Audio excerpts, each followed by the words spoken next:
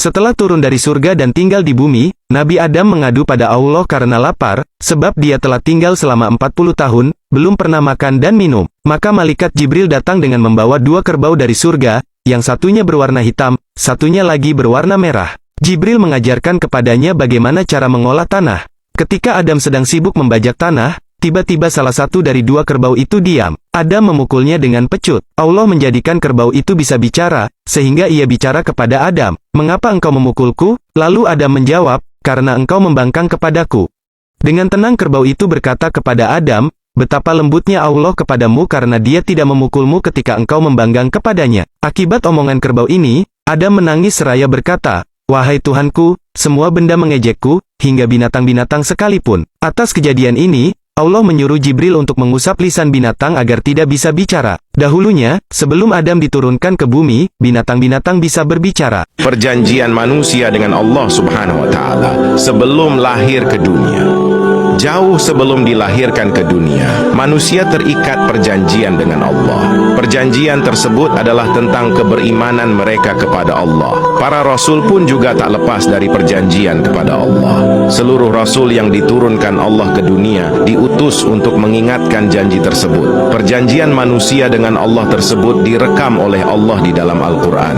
Ayat-ayat yang turut mencatat janji tersebut terdapat dalam surah Al-A'raf ayat 172 dan Al-Hadid ayat 8. Sedangkan perjanjian yang diambil oleh para rasul terdapat dalam surah Al-Ahzab ayat 7. Perjanjian manusia kepada Allah terekam dalam surah Al-A'raf ayat 172. Wa idh akhadha rabbuka min bani Adam min zuhurihim dhurriyyatahum wa ashhadahum ala anfusihim alastu birabbikum qalu bala shahidna an taqulu yawmal qiyamati inna kunna an hadha ghafilin.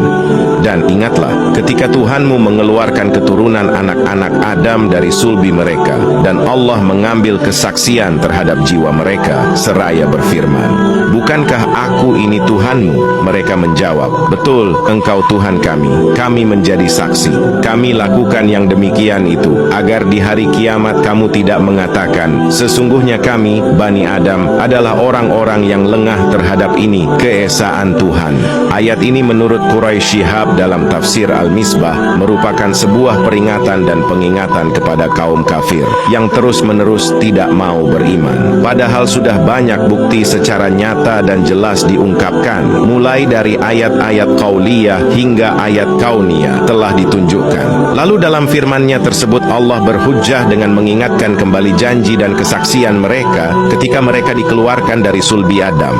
Beberapa riwayat hadis mengungkapkan mengenai janji manusia ketika keluar dari sulbi Adam, seperti dari riwayat Anas bin Malik, Umar bin Khattab, dan Ibnu Abbas. Namun Ibnu Katsir dalam tafsir Al-Quran Al-Azim mengambil hadis riwayat Ibnu Abbas karena paling sahih.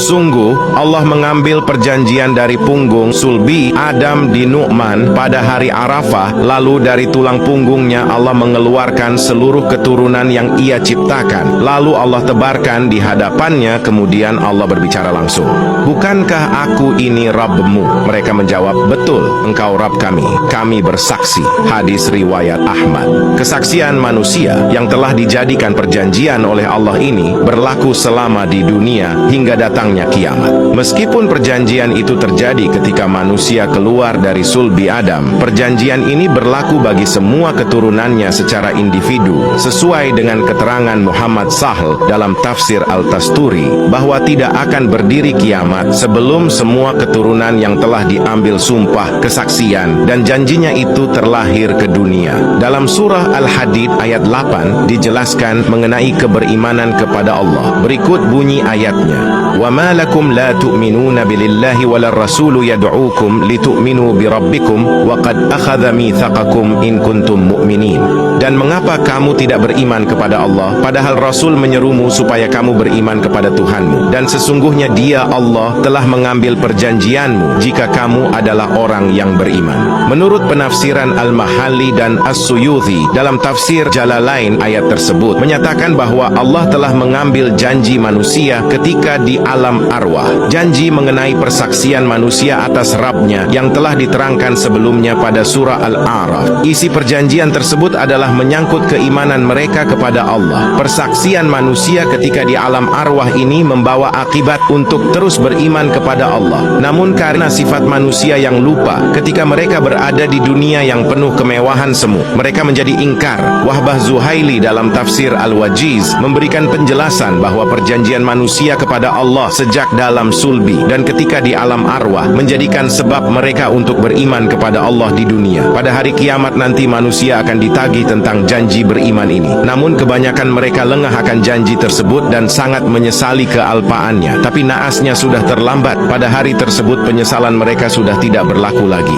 Selain janji manusia pada umumnya mengenai persaksian dan keberimanan, Allah pun mengambil janji kepada para rasul. Janji para rasul ini direkam Al-Quran dalam surah Al-Ahzab ayat 7. Wa idh akhadna minal nabiyyina mitsaqahum wa minka wa min Nuhin wa Ibrahim wa Musa wa Isa ibni Maryama wa akhadna minhum mitsaqan ghalidhan. Dan ingatlah ketika kami mengambil perjanjian dari nabi-nabi, dari kamu sendiri dan dari Nuh, Ibrahim, Musa dan Isa putra Maryam, dan kami telah mengambil dari mereka perjanjian yang teguh. Dalam menerangkan ayat tersebut, Wahbah Zuhaili menyatakan bahwa janji para rasul tersebut merupakan akibat dan efek domino dari sebab sebelumnya. Persaksian manusia sejak dulu menjadikan sebab perjanjian keberimanan kepada Allah, dan oleh karena sebab tersebut para rasul ini hadir di dunia. Namun sebelum mereka diutus Allah ke dunia, mereka telah terlebih dahulu dijanji oleh Allah dan janji mereka sangatlah teguh. At-Tabari dalam tafsir Tabari menjelaskan perjanjian para nabi pada ayat tersebut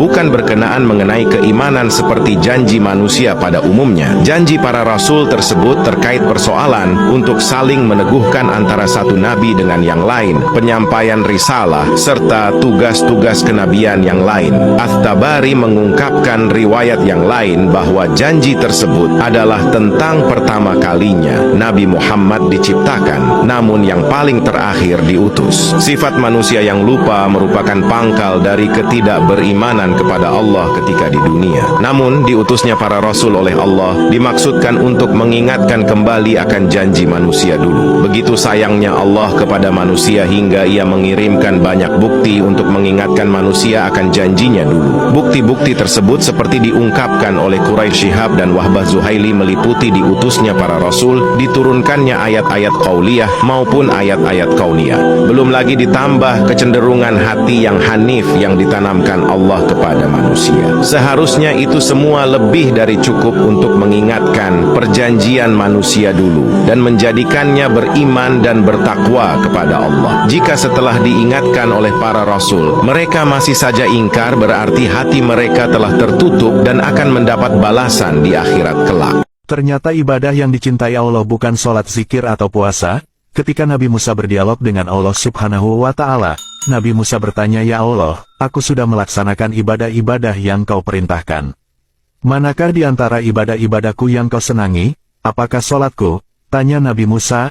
Allah menjawab, "Sholatmu itu hanya untukmu sendiri, karena sholat membuatmu terpelihara dari kebuatan keji dan murka." "Apakah zikirku?" Tanya Nabi Musa lagi, dan Allah juga menjawab, "Zikirmu itu untuk dirimu sendiri, karena zikir membuat hatimu menjadi tenang." Nabi Musa penasaran nanya lagi, "Apakah puasaku yang engkau sukai?" "Puasamu itu hanya untukmu saja, karena puasa melatih diri dan mengekang hawa nafsu." Jawab Allah, "Lalu ibadah apa yang kau sukai ya Allah?" Nabi Isa nanya kembali. Allah menjawab, "Ketika engkau membahagiakan orang lain yang sedang kesusahan dengan sedekah, sesungguhnya aku berada di sampingnya, itulah yang aku sukai."